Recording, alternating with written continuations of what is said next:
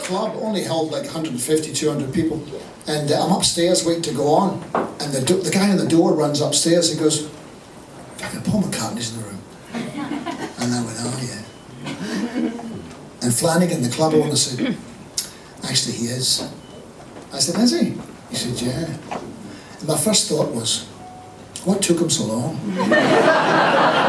I had been playing here for years, fully expected him long before now.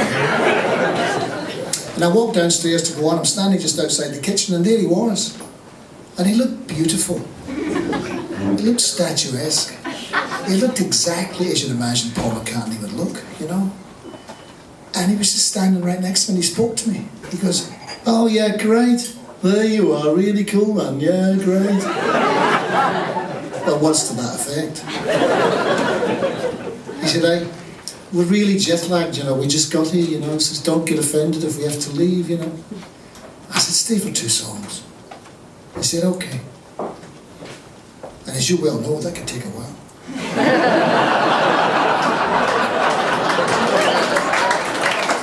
So he stayed all night, and he took this album Going Somewhere home with him.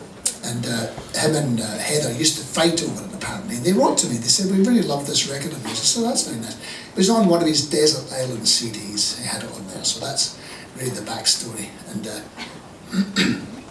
he came to see me play years later when I was playing at this place called the Canyon Club, and I had my band with me this time. They called up and they said, we want to come and see you play on Saturday night. I said, great, that'd be fantastic.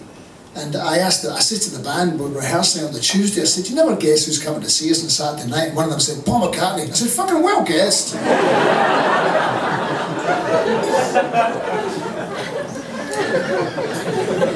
And they came. And so we played the show, and afterwards went upstairs to this VIP room, and there's a bar just like this bar. And there's nobody there except for him. Like, he's just standing at the bar on his own. It was very surreal. I said to the band, there's fucking Paul McCartney standing over there. And he goes, hey fellas, come on over here and have a drink. So they all wandered over, my band, standing there with McCartney, and he's holding court. You know, and he was very nice, for maybe an hour or something. Then I found myself standing next to him by myself. And it's a bit confronting to know what to say to a Beatle. You know, when you're just standing there next to him on your own. I'm just standing there and going,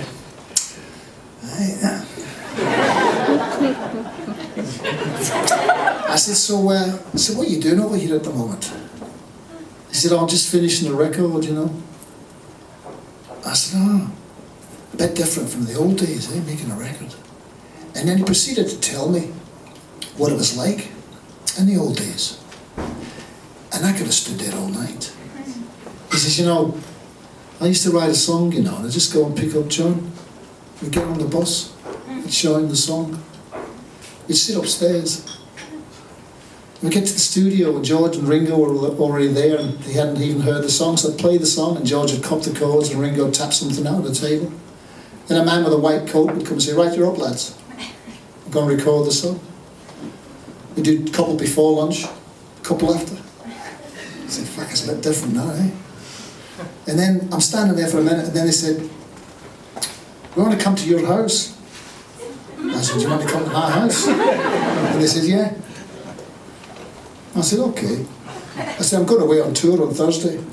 And they said, well, we'll come on Wednesday. I said, okay. I said, do you want me to make you something to eat? And they said, yeah. I said, okay. So you could say you're coming for dinner then? And they said, yeah. I said, okay. So they came on the Wednesday. She came a bit earlier to hang out with my wife, and then he came about 8 o'clock as he said he would. And I came up from my studio. I've got a studio in my basement. I'm standing in the driveway, and this black car pulls up at the top of the drive. And this guy gets out of the car and he walks down the driveway, and I just had a private moment to myself. I just looked up and I thought, fucking Paul McCartney's walking down my driveway. He said, oh, there you are, great, yeah, really cool, man, yeah, great. What's to that effect? I said, come in, mind your step. So we come in, and we chatted about all kinds of things, like, strangely enough, Buckland's holiday camps, where they used to play, and post-war Britain, and Diana Dors, and Tommy Cooper.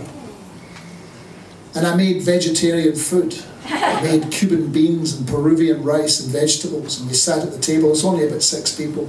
It was brilliant. I had a ball having Paul McCartney for dinner. And then we finished eating, and he picked up all the plates and he walked into the kitchen and he started running all the plates under the tap.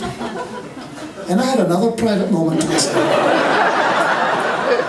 And I just looked into the kitchen and thought, fucking Paul McCartney's doing my dishes.